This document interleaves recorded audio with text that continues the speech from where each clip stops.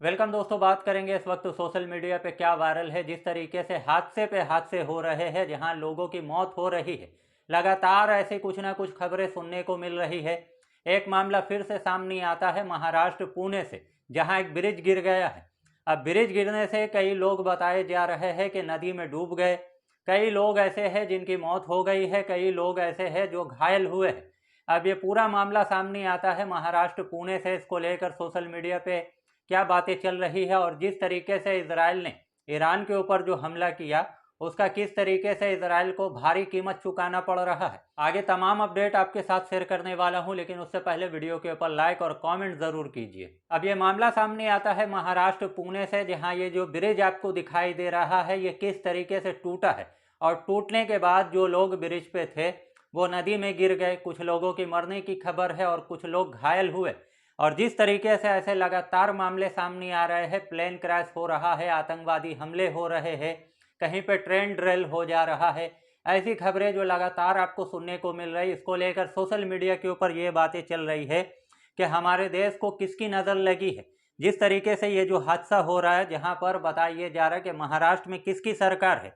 महाराष्ट्र में ये जो हादसा हुआ है, जहाँ पर ये भ्रष्टाचार को लेकर सवाल उठ रहा है, लोग लगातार सवाल उठा रहे हैं। उसी के साथ आपके स्क्रीन पर इस मामले को लेकर लगातार अपडेट दिया जा रहा है कि किस तरीके से पुणे में यह हादसा होता है। ब्रिज टूट जाता है, टूटने के वजह से कई लोगों की मौत हो गई है। वहीं इस हादसे के बाद रूबिका लियाकत से भी सवाल हो रहा है। रूबिका लियाकत को लोग ढूंढ रहे हैं। जैसा कि आप जानते हैं, चिन्नास्वामी स्टेडियम के बाहर जब भगदड़ मचा था तो रूबिका लियाकत ने ट्वीट किया था।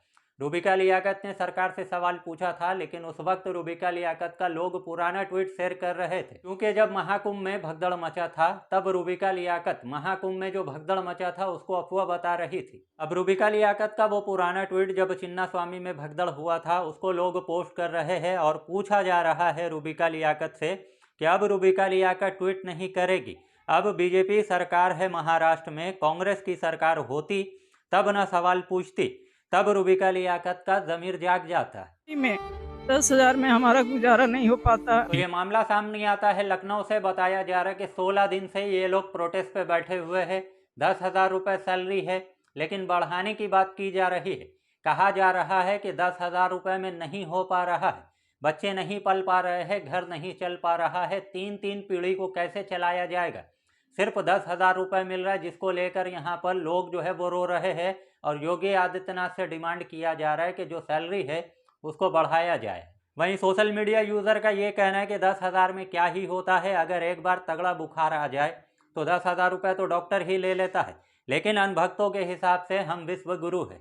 वहीं ईरान ने किस तरीके से इजराइल को तगड़ा जवाब दिया है, करारा जवाब दिया है। इजराइल ने ईरान के परमाणु ठिकाने के ऊपर हमला किया था। अब जैसे ही ये हमला होता है तो उसके बाद ईरान के सुप्रीम लीडर का बयान सामने आ जाता है और ईरान के सड़कों में लोग उतर जाते हैं और कहा जाता है कि इजराइल को मुंह तोड़ जवाब दिया जाए। और कहा यह भी जाता है कि किस तरीके से अब इजराइल को ऐसा जवाब दिया जाएगा कि आने वाली पीढ़ी याद रखेगी।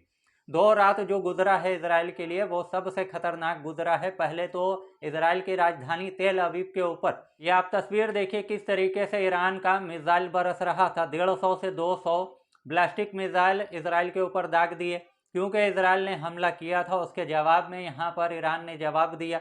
लेकिन कल रात जो हुआ है, आपके स्क्रीन पर आप देखिए, तमाम ऐसी तस्वीरें निकल कर सामने आती है इजराइल से। इजराइल के हाइफा में, हाइफा के आसमान की ये तस्वीर है, जहाँ पर आसमान में रात हो रहा था, लेकिन जब ये मिसाइल बरस रहा था तो लोग अंदाज़ा नहीं लगा पा रहे थे कि ये रात है या फिर दिन। हर तरफ मिसाइल बरस रहा था। बताया ये जा रहा है कि किस तरीके से वहाँ पे लोग भाग रहे थे और किस तरीके से, आप जानते हैं, वहाँ बंकर में छुपने का सिस्टम है। सायरन बजने लगता है जब भी कहीं से हमला होने वाला होता है इजराइल के ऊपर, तो बंकर में लोग छुप जाते हैं। और उसके बाद एक वीडियो वायरल होता है, एक तस्वीर वायरल होता है, ब्लर करके आपको दिखा रहा हूँ। बताया ये जा रहा है कि इतने मिसाइल बरस रहे थे आसमान के ऊपर कि लोगों को मौका नहीं मिल पा रहा था कि वो अपने कपड़े पहने।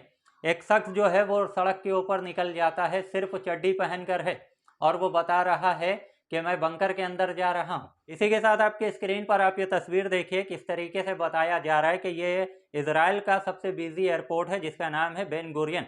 यहाँ पर किस तरीके से लोग भाग रहे हैं, यहाँ पर किस तरीके से लोग ज़मीन के ऊपर छुप रहे हैं, क्योंकि यहाँ पर सायरन बज रहा है। और इजराइल एक ऐसा शहर है जहां हमेशा सायरन बजता ही रहता है। वहीं आयरन डोम को लेकर कई बातें आपने सुनी है कि किस तरीके से इजराइल का जो ये आयरन डोम सिस्टम है, जो कि एयर डिफेंस सिस्टम है, वो दुनिया का सबसे बेस्ट एयर डिफेंस सिस्टम है, जो मिसाइल गिरने से पहले ही उसको हवा में नष्ट कर देता है। इसी के साथ आपके स्क्रीन पर आप ये पोस्ट देखिए, जहां पर लोग ये पोस्ट कर रहे हैं, जो बताया जा रहा है कि इजराइल का आयरन डोम है।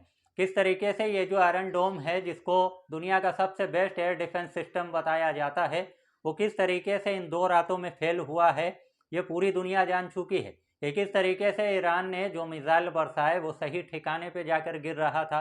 और बताया ये जाता है कि कोई भी मिसाइल ये इजराइल के ऊपर गिरने नहीं देता है, जिसका नाम आयरन डोम है। ये हवा में ही जाकर उस मिसाइल को नष्ट कर देता है। अब हवा में ही जाकर अगर ये मिसाइल को नष्ट कर देता है तो लोग ये सवाल उठा रहे कि इतना बड़ा नुकसान कैसे हुआ इजराइल को, इतने बड़े बड़े बिल्डिंग किस तरीके से यहाँ पे खंडर बना दिया ईरान ने। तो लोग सोशल मीडिया के ऊपर ये बातें कर रहे हैं कि जो हवा बनाया जाता है इजराइल का एयर डिफेंस सिस्टम, जिसका नाम है आयरन डोम, वो किसी काम का नहीं है। फिलहाल कम वक्त में ज़्यादा खबरें आपको बताने की अपने चैनल के ज़रिए से हम कोशिश करते हैं। आपको अच्छा लगता है तो वीडियो के ऊपर लाइक कीजिए, चैनल पे नए हैं तो चैनल को सब्सक्राइब कीजिए।